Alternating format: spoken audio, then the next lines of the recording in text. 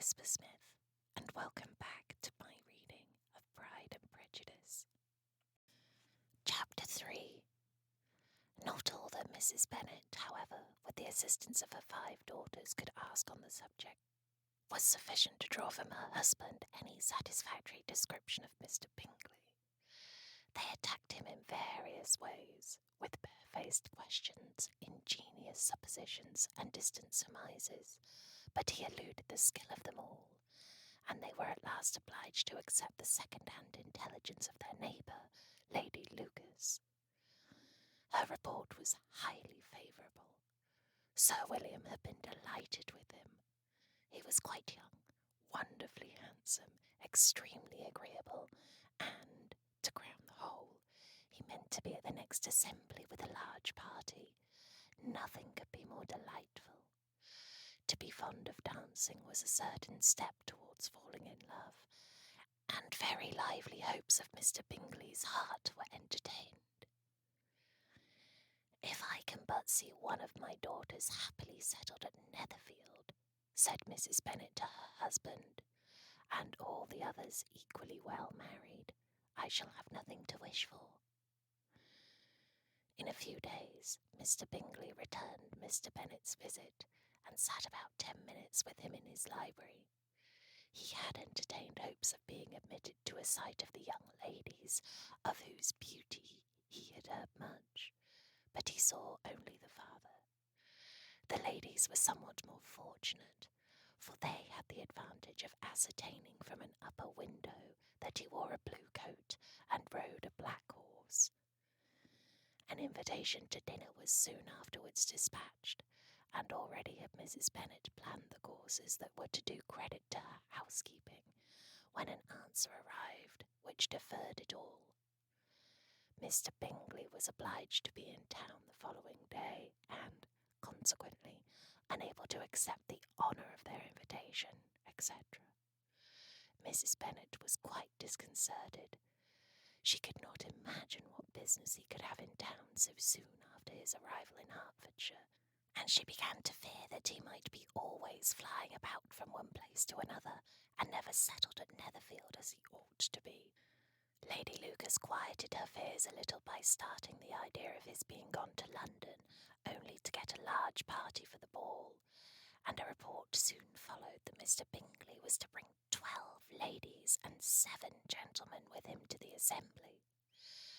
The girls grieved over such a number of ladies, but were comforted the day before the ball by hearing that instead of 12, he brought only 6 with him from London, his 5 sisters and a cousin. And when the party entered the assembly room, it consisted of only 5 altogether: Mr. Bingley, his 2 sisters, the husband of the eldest, and another young man. Mr. Bingley was good-looking and gentlemanlike. He had a pleasant countenance and easy, unaffected manners. His sisters were fine women, with an air of decided fashion.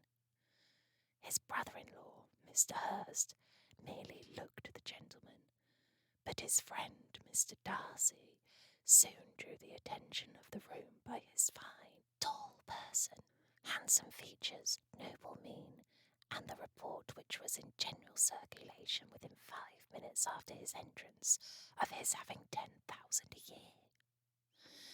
The gentleman pronounced him to be a fine figure of a man. The ladies declared he was much handsomer than Mr. Bingley, and he was looked at with great admiration for about half the evening, till his manners gave a disgust which turned the tide of his popularity, for he was discovered to be proud, to be above his company, and above being pleased, and not all his large estate in Derbyshire could then save him from having a most forbidding, disagreeable countenance, and being unworthy to be compared with his friend. Mr. Bingley had soon made himself acquainted with all the principal people in the room. He was lively and unreserved, danced every dance, was angry that the ball closed so early, and talked of giving one himself at Netherfield. Such amiable qualities must speak for themselves. What a contrast between him and his friend! Mr. Darcy danced only once with Mrs. Hurst, and once with Miss Bingley, declined being introduced to any other lady, and spent the rest of the evening in walking about the room, speaking occasionally to one of his own party. His character was decided. He was the proudest, most disagreeable man in the world, and everybody hoped that he would never come there again.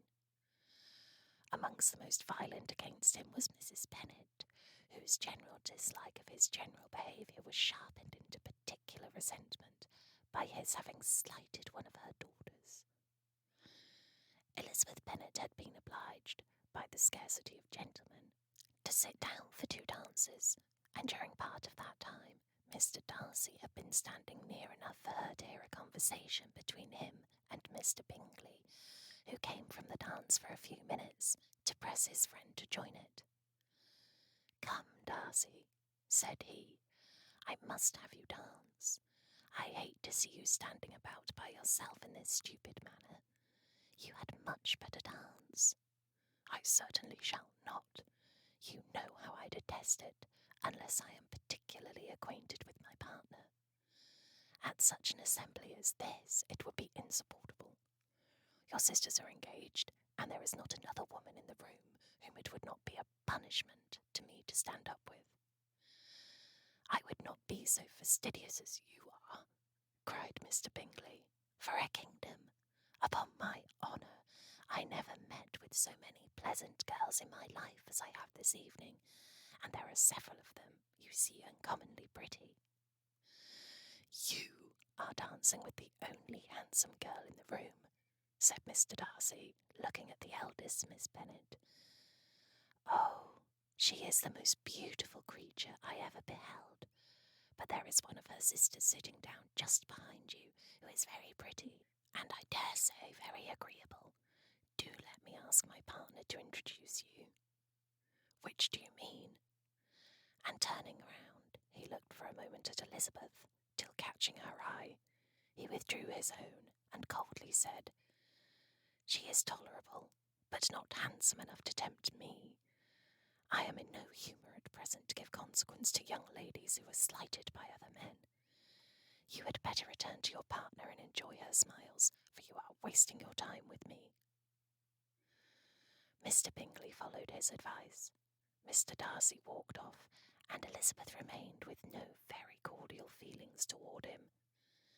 She told the story, however, with great spirit among her friends, for she had a lively, playful disposition which delighted in anything ridiculous. The evening altogether passed off pleasantly to the whole family. Mrs. Bennet had seen her eldest daughter much admired by the Netherfield party. Mr. Bingley had danced with her twice, and she had been much distinguished by his sisters. Jane was as much gratified by this as her mother could be, though in a quieter way. Elizabeth felt Jane's pleasure. Mary had heard herself mentioned to Miss Bingley as the most accomplished girl in the neighbourhood, and Catherine and Lydia had been fortunate enough never to be without partners, which was all that they had yet learned to care for at a ball. They returned, therefore, in good spirits to Longbourn, the village where they lived, and of which they were the principal inhabitants. They found Mr. Bennet still up. With a book he was regardless of time, and on the present occasion he had a good deal of curiosity as to the event of an evening which had raised such splendid expectations. He had rather hoped that his wife's views on the stranger would be disappointed, but he soon found out that he had a very different story to hear. "Oh, my dear Mr. Bennet," as she entered the room, "we have had a most delightful evening, a most excellent ball. I wish you had been there. Jane was so admired, nothing could be like it. Everybody said how well she looked, and Mr. Bingley thought her quite beautiful, and danced with her twice. Only think of that, my dear. He actually danced with her twice. And she was the only creature in the room that he asked a second time. First of all he asked Miss Lucas. I was so vexed to see him stand up with her. But, however, he did not admire her at all. Indeed, nobody can, you know, and he seemed quite struck with Jane as she was going down the dance. So he inquired who she was and got introduced and asked her for the two next. Then the 2/3 he danced with Miss King, and the 2/4 with Maria Lucas, and the 2/5 with Jane again, and the 2/6 with Lizzie, and the Boulanger. If he had any compassion for me, cried her husband impatiently, he would not have danced half so much. For God's sake, say no more of his partners. Oh, that he had sprained his ankle in the first dance. Oh, my dear, I am quite delighted with him. He is so excessively handsome, and his sisters are charming women. I never in my life saw anything more elegant than their dresses. I dare say the lace upon Mrs. Hurst's gown. Here she was interrupted again. Mr. Bennet protested against any description of finery.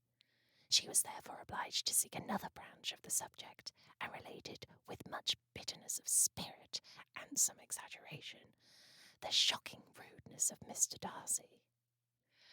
But I can assure you, she added, that Lizzie does not lose much by not suiting his fancy, for he is a most disagreeable, horrid man, not at all worth pleasing, so high and so conceited that there was no enduring him. He walked here and he walked there, fancying himself so very great, not handsome enough to dance with. I wish you had been there, my dear, to have given him one of your set downs. I quite detest the man. I hope you enjoyed. Hope you're relaxed. Don't forget to like and subscribe. And if you have any suggestions, please just